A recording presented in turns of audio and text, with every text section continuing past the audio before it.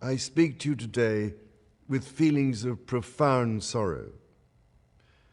Throughout her life, Her Majesty the Queen, my beloved mother, was an inspiration, an example to me and to all my family.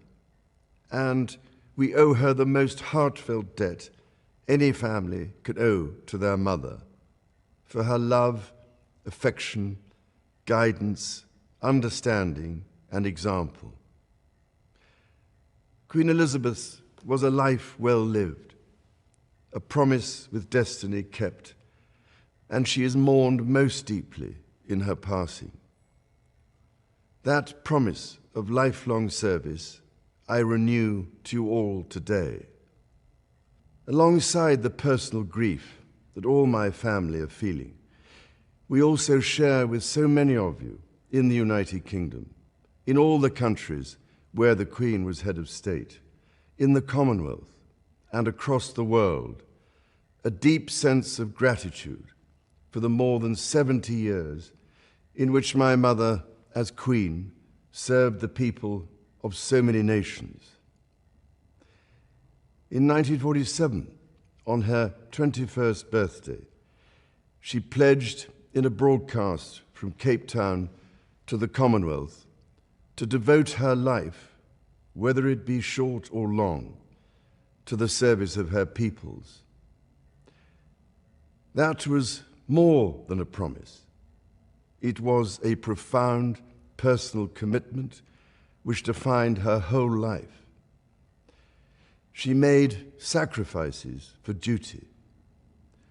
Her dedication and devotion as sovereign never wavered through times of change and progress, through times of joy and celebration, and through times of sadness and loss.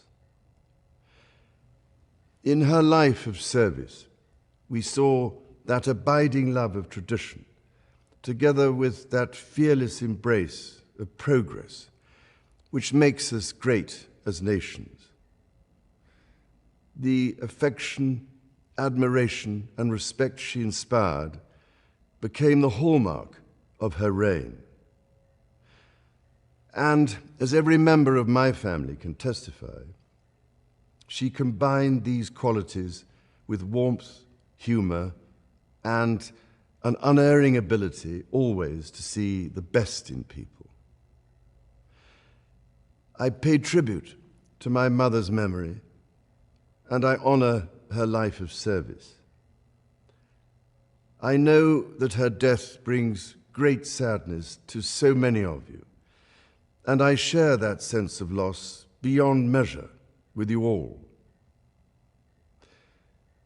When the Queen came to the throne, Britain and the world were still coping with the privations and aftermath of the Second World War, and still living by the conventions of earlier times. In the course of the last 70 years, we have seen our society become one of many cultures and many faiths. The institutions of the state have changed in turn.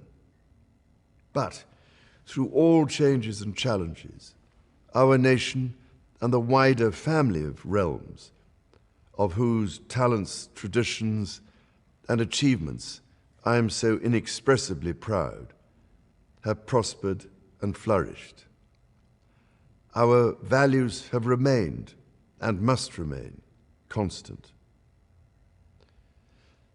The role and the duties of monarchy also remain, as does the sovereign's particular relationship and responsibility towards the Church of England, the church in which my own faith is so deeply rooted. In that faith and the values it inspires, I have been brought up to cherish a sense of duty to others and to hold in the greatest respect the precious traditions, freedoms, and responsibilities of our unique history and our system of parliamentary government.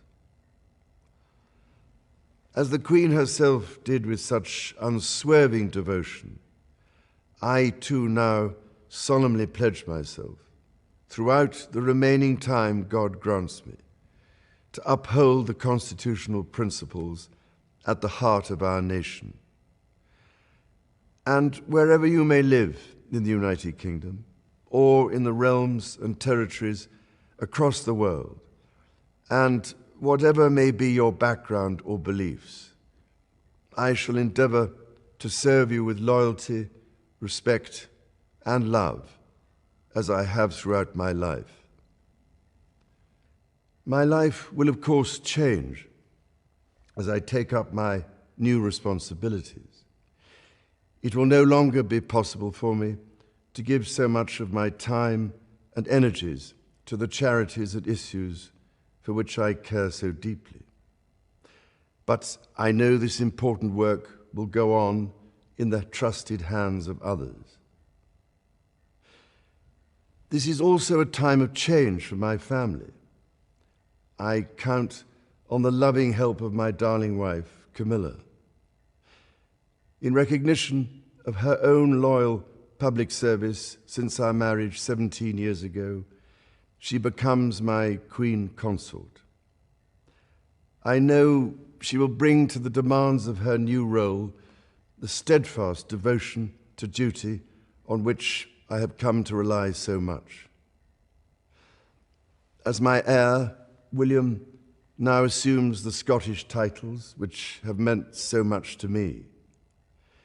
He succeeds me as Duke of Cornwall and takes on the responsibilities for the Duchy of Cornwall, which I have undertaken for more than 5 decades. Today, I am proud to create him Prince of Wales, Tywysog Cymru, the country whose title I've been so greatly privileged to bear during so much of my life and duty.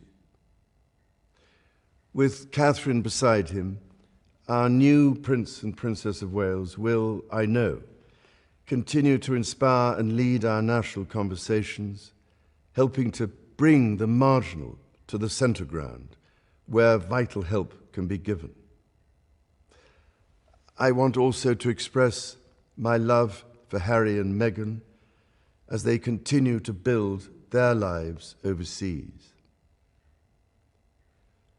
In a little over a week's time, we will come together as a nation, as a Commonwealth, and indeed a global community, to lay my beloved mother to rest. In our sorrow, let us remember and draw strength from the light of her example.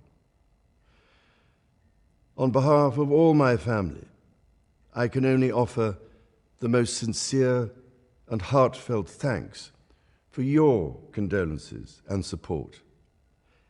They mean more to me than I can ever possibly express.